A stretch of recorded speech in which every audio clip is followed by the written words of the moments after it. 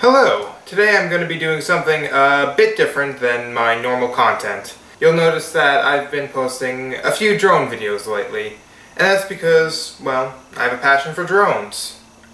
I've had it since I first found out about them, really.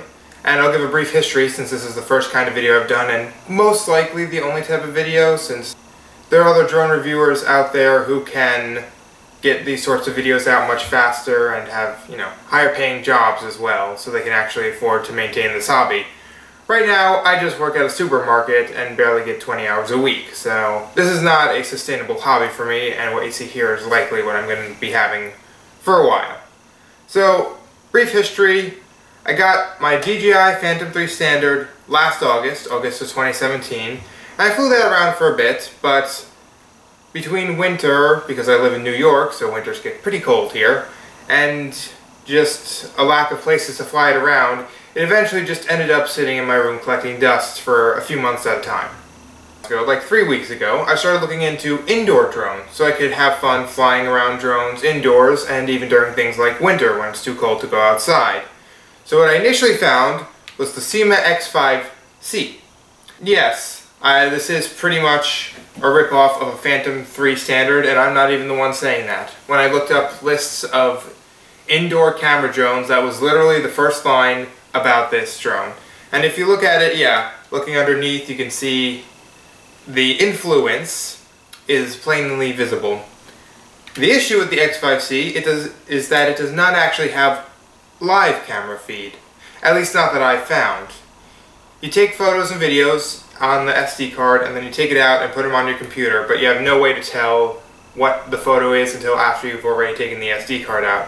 In that way, it's kind of like the old film camera of drones, where you don't know how your photos or video came out until after it's already taken. So, that didn't really serve, my purpose as well. So then I started looking around for other drones. What I found was the Rise Tello. Some people call it the DJI Tello. Personally, I'm going to refer to it as the Rise Tello, although it probably is just as much a DJI product, which had a lot of positive reviews, but was pretty expensive. I went for the combo pack, so I got, for an extra 50 bucks, I got two extra batteries, a charging hub, and the charging wire, actually, believe it or not. They don't include that standard because it's a micro USB, so they just assume you already have one. I wasn't sure if I did. I probably do, but I'm not that well versed in wires, so I didn't really feel like taking the chance. And I wanted the extra batteries anyways. But at the same time, because I got the combo pack, so it took a full 2 weeks for this thing to arrive in the mail, my grandma found this for 30 bucks at Costco, which is, according to the box, it's called the Sky Phantom. According to the instruction manual, it's the D1650WH, and according to the app, it is the K7W. So, you could really call it whatever you want to. I'm going to call it the Sky Phantom, since that's the only name I can actually remember off the top of my head. And what you notice is that, and this was nowhere on the Costco webpage, I mentioned it was for 30 bucks, right? Nowhere on the Costco webpage does it mention that it's actually a Syma drone, like the X5c. So, I guess they went from ripping off the design to the Phantom to ripping off the name of the Phantom. Now, here's the thing about it. This is actually a pretty good drone. And I'll be comparing it to the Tello because, well, as you can see, they're pretty much the exact same size. In fact, if I put them together, you can see that the landing legs almost match up. The Sky Phantom might be a little smaller, but otherwise they're pretty much the same size. I call it competitor because, unlike with the X5c and the Phantom, it's not really directly ripping it off. I mean, just in visual design, I haven't really seen any others like this. In my personal experience, I haven't seen every drone out there. It also comes in red, and I was going to get the red, but because, well, the green on the website, and even on the box, if you look at the box, looks much more like a vomit green. Maybe the side's bigger. But in actuality, oh, I was holding that upside down. In actuality, when you hold it, when you actually see it, it's a much shinier, darker green that looked even better than the red. So that was, an interesting surprise. Plus, I'm sure there's more red drones out there than green drones, and at some point I do plan on expanding this collection, just not quite yet. So in the box, I obviously already unboxed it, but I'll just do a quick overview. Hello, cat. You get the drone, the instruction manual, the controller with, I think it takes four AA batteries, which obviously are not included. And then for the 30 bucks base price, you get obviously the charger and a second battery. And these, if you didn't already see, it advertises, oh no, it doesn't say, but it advertises 7 to 8 minutes per battery, which is, for a small drone like this, that's pretty good. It doesn't beat the Tello at 12 to 13 minutes per battery. Also, you get 4 extra props. The screwdriver in here did not come with it.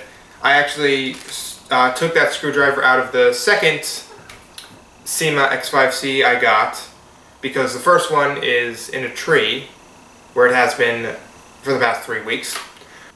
So I had double parts, and that one does come with a screwdriver, so I just used the screwdriver off that. And you will need it, because you need a screwdriver to get the back off the remote.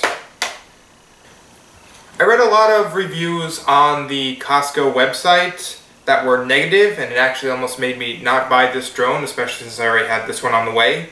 But then I went through and I got this one anyways, and I'm very glad I did, actually. I've already mentioned the comparison between the batteries between these two. This only comes with a 420p camera, and even for a 420p camera, all the photos I've taken, if you take anything that's in motion even slightly, it will come out completely blurry. It does not handle motion at all. I took a photo of my dog when he was just turning his head and his entire snout is just completely blurred out. And another photo where he's moving in the background and he just appears as a blur. But on the one hand, it does take, hilariously, it takes amazing pet photos just because the low quality makes them look so hilarious. Which is actually something similar I said about the X5c, where it has an awful camera, but the photos it takes are pretty great. So, this battery should be both batteries should be fully charged. So, I believe, I haven't really tested it out, but it comes with the controller. You can fly it with just the controller. It comes with the app. I think you can fly it just with the app, or you can fly it with both. So far, I've only flown it with both. You press and hold that to turn it on. The remote is just one click button. So, since there's no sort of, it should be connected, or there's no sorts of sensors, you'll have to trim it on your own. Now there's trimming on the app. Here, let me just show you a quick overview of the app. So right now I have it in controller mode, so you don't see any of the phone controls. If you click this button, actually I think if you click anywhere on the screen, no, just this button, you'll get the phone controls. As you can see, these buttons here are for trimming. They've been reset to 0, even though I did do it. You've got the auto landing takeoff and even the power button up here. So you can fly this completely with your phone. You get all the functions. I couldn't find the settings up until this point, but I just did. It's these 3 dots over here. Although if you go into remote mode, that option disappears, so you don't have settings. Good to know. But to level surface calibrate it, you push these 2 things down and to the right. It'll blink. I don't know if I was blocking it or not, but the lights will blink shortly, and that means it's calibrated for level compass, or level surface. I have the drone here on the edge of the table. The cat wasn't shot, but then she walked off to investigate, so she's there now. Nope, you can't even see my face. Cool. Hi. So, my cat actually loves to chase this thing like around when it's flying. I don't know if she does that with the Tello, since I'm still learning to fly that. It's a bit more complicated and hard to learn. Believe it or not, this one's actually kind of simpler, to the point where I really do have more fun with this than the Tello so far. There's 2 ways to do it. There's the auto launch button, which, as you can see on phone controls, is there. Or, it's this first button here on the right. One of the weird things I find is both of these buttons do something, but neither of these buttons on the left do anything. Which is odd, but I don't know.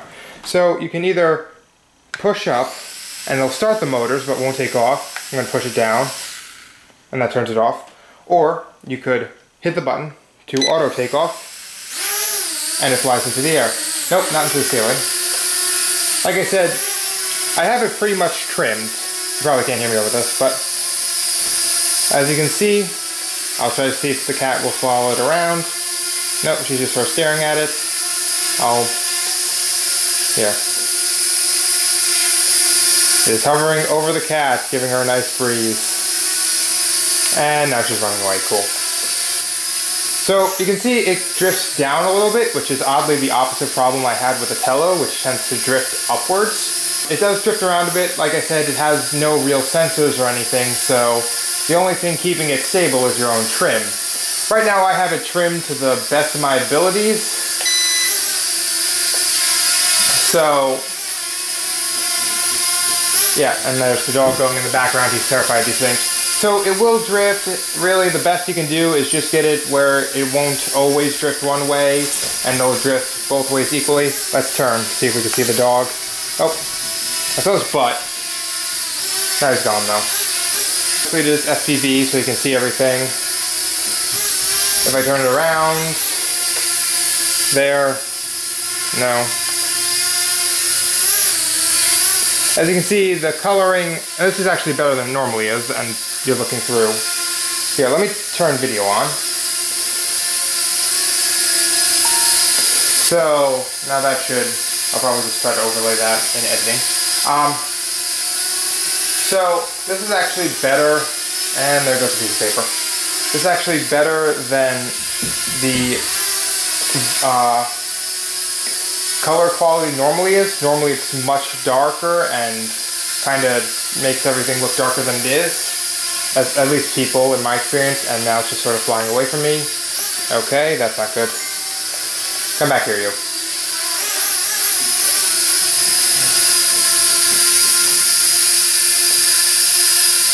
So, I'll bring it back over, and you can land it by just, I think you can land it by just pressing down, or you could hit the same button you did to take off, and it'll land on its own. Okay, now it's on the floor.